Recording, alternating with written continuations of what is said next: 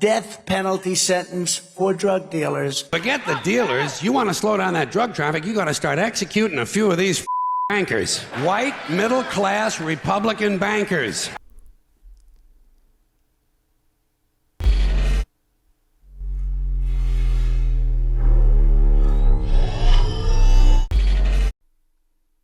Really? Propaganda? What is the measuring stick for propaganda now? Whatever doesn't conform with your ideology? Whatever doesn't affirm your worldview? Are jokes now propaganda? Satire is now propaganda? Or is anything that challenges you or criticizes what you believe in any way now just propaganda? That seems awfully convenient. Boy, did a lot of people get triggered and completely melt down over a joke. I thought that was something that only the so-called woke left people did. Stupid idiot. Doesn't even know what woke means. What a moron. Hey, now for the record, I voted in every election that I've been eligible for, and I voted for both Republicans and Democrats at different times in the past. But also, I've never been a member of either political party. There is so much BS out there, and I'll go after it wherever it is. Any party, any ideology, whenever it's warranted. Like when I went after people on all sides for the growing justification of violence as an acceptable response to when people get their fei-feis hurt. Oh, wow! If somebody says or does something you don't like, or won't do something that you want, assault is a perfectly acceptable solution, just like we teach our kids. So kiddo, I heard you had a problem with one of the kids at school. He wouldn't give you the toy, huh? Well, did you try threatening to hit him? Well, why not? Look, the next time one of the kids at school doesn't give you what you want, just tell them if they don't, you're gonna smack them in the face. Yeah, your teacher too.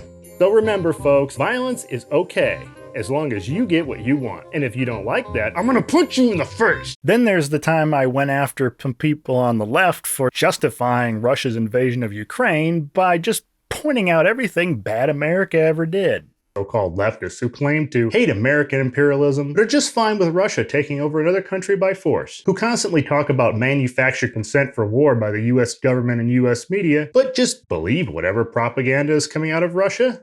Are you kidding me? How about some consistency? The US isn't all evil, and not everything the US does is bad. This kind of simplistic juvenile thinking is the same level of absurdity as thinking that the US is all good and can never do anything wrong. Or when I called out Democrats for seemingly only being prepared to ask for money when the Dobbs decision taking away abortion rights came down that they knew was coming. In addition to sending out emails begging for more money, here's another suggestion to our democratically elected leaders who have been given the power to act. Do something! Do something! Do something! Or for propping up very extreme candidates who are denying the results of elections, unless they win them, of course, and who could be in a key position to decide future elections because they believe that they'll be easier to beat. They're seemingly happy to have the boogeyman of the far-right Republicans they can point to as a convenient excuse to not actually have to do anything to improve people's lives, except for little things here and there on the margins, with the attitude of, well, people will have to vote for us because the other guys are just so much worse, they'll have no choice. Now, where has that kind of strategy backfired before? Or being completely tone-deaf to the corrosiveness of their own corruption. People always ask me whether Washington is rotten, whether everybody is corrupt here. I, having done this job, believe the absolute opposite is true.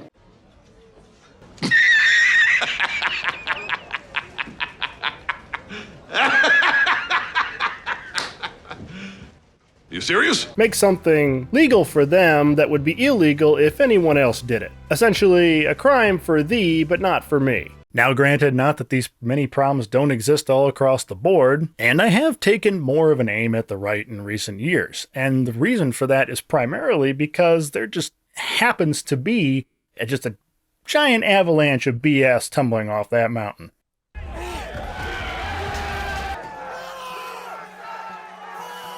No. Anything that makes the far right look bad is clearly a false flag. Too woke. Yes, woke. Whatever the hell that means. And before you trolls start commenting, Stupid idiot. Doesn't even know what woke means. What a moron. I invite you to first offer your own definition if you can.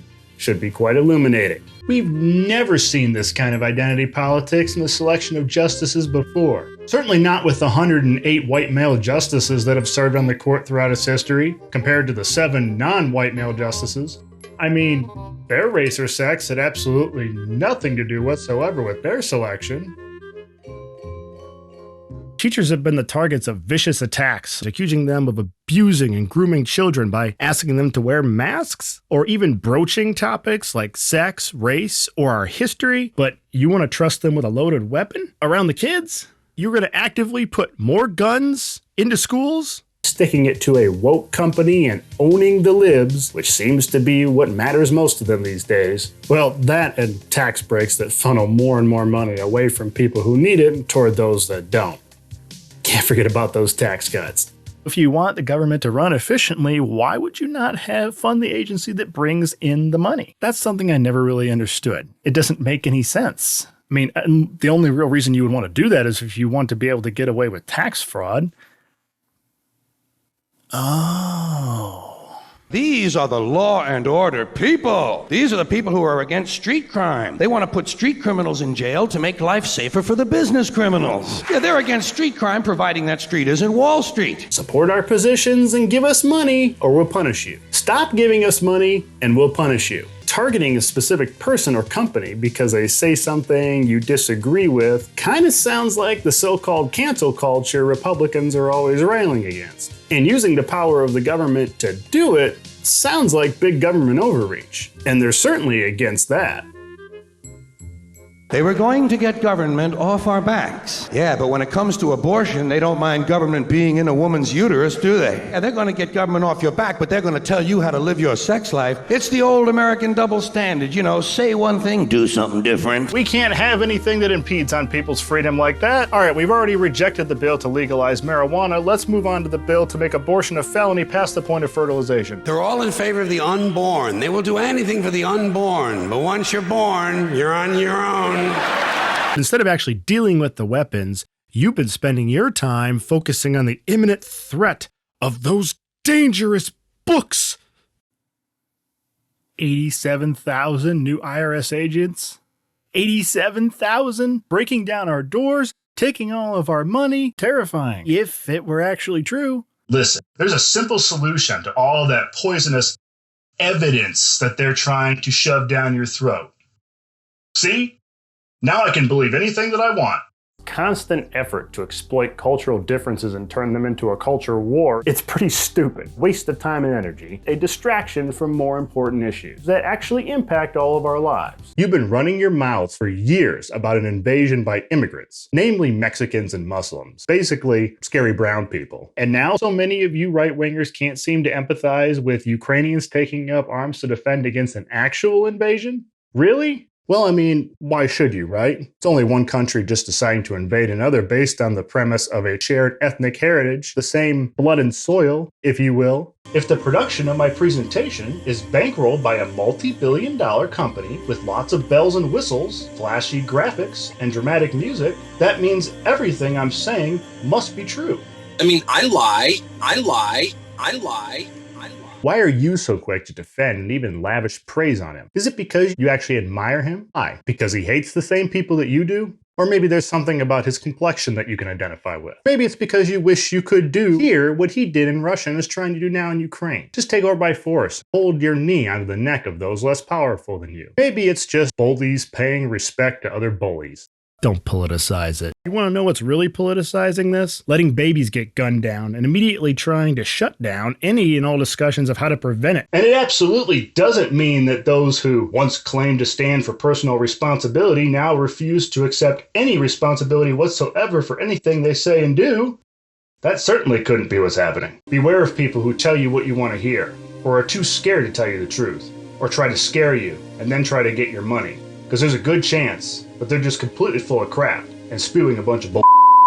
And around we go on the seemingly perpetual cycle of stupid where nothing ever gets done, nothing is accomplished, nothing ever changes. Here's the thing. If I see BS coming from Republicans, conservatives, or really anyone for that matter, do you expect me to just pretend I don't see it? Pretend it's not there? To misrepresent what's actually happening so as not to offend? So essentially, you would prefer that I would be politically correct?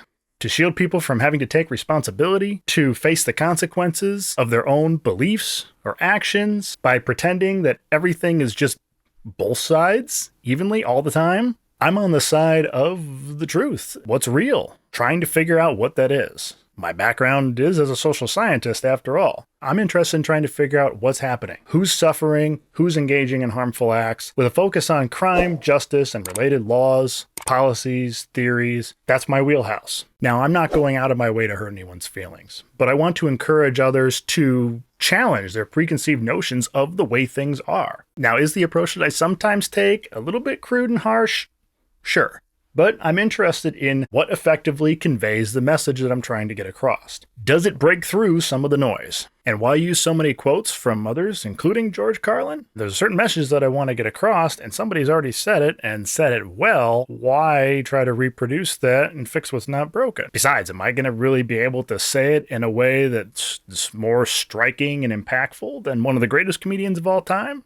I don't think that highly of myself. Now, this may actually surprise you based on some of the things I just showed you and some of the other things you may have seen that I've said, but I'm trying not to be overtly political.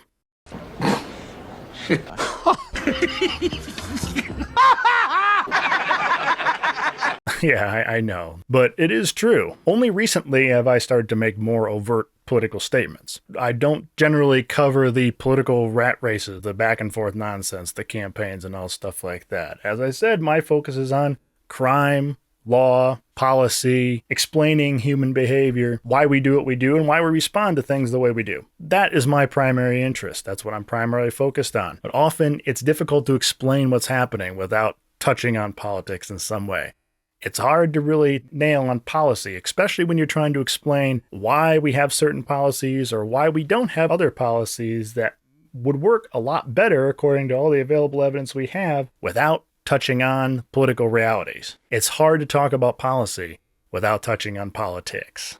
This is something that took me a long time to accept because I tried to stay away from the overtly political. But if I clearly see something that's happening, if the causes of something are based in political decisions or political realities or ideologies, and I choose to ignore it or find some other alternative explanation or pretend like it doesn't exist just to avoid getting involved in any kind of political discussion, then I'm misrepresenting it.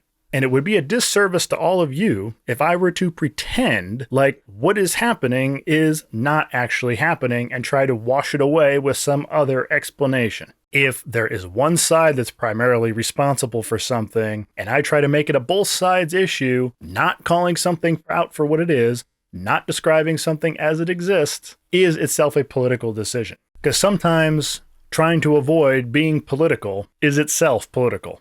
We have a lot of problems, a lot of serious problems that we're facing that we need to confront.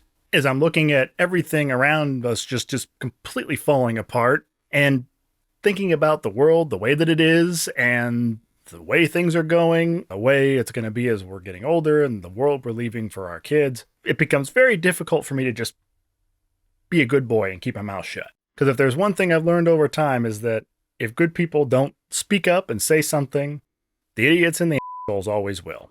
And we can't afford to play patty cakes while we're going down in flames. There's some things that just can't be ignored. And too many of us sit back, opting to instead just let bad things happen and then try to just deal with and mitigate the symptoms. This is definitely a problem that exists among academics, other experts in different fields, is that we're too focused on drilling down into the details of, for example, how a building is structured and the motives of the people that put it together and how you can make various improvements to it, all the while turning a blind eye to the termites that have eaten away at the structural integrity and the fire that's been set that threatens to burn the whole thing down. Am I always going to get it right? No, of course not. Nobody will. But I have been involved in criminal justice in various capacities my entire adult life, and I do have 3 degrees in it, so I like to think I picked up something along the way that could be useful and that could help you. And if I get it wrong, I'll come out and admit it. I'm not just going to sweep it under the rug and pretend like I didn't. And that's a pledge that I make to everyone who's watching, everyone who's willing to come along with me on this journey, is that I will always do my best to tell you the truth as best as I see it. I'm not going to BS you. I'm not going to be a cheerleader. I'm not going to toe the line. I'm not going to kiss your and tell you what you want to hear, and I'm not afraid of criticism and people coming after me. I welcome spirited debate. So if you're looking for a real attempt to be as transparent and straightforward and accurate as possible, then I invite you to stick around. Let me know what you want to see. Let me know what you want to know. And then getting back to the short on executing drug traffickers, there was the accusation of taking Trump out of context. Now, admittedly, there's only so much you can do in a short. You have to keep everything tight. It's a limited space. And if you go off and try to put too much in, it gets bogged down and it gets overlong and drawn out and people won't watch it. As something that I've learned with some of the other videos I've done. You'll find the full quotes in the descriptions, but I'll let you judge for yourself.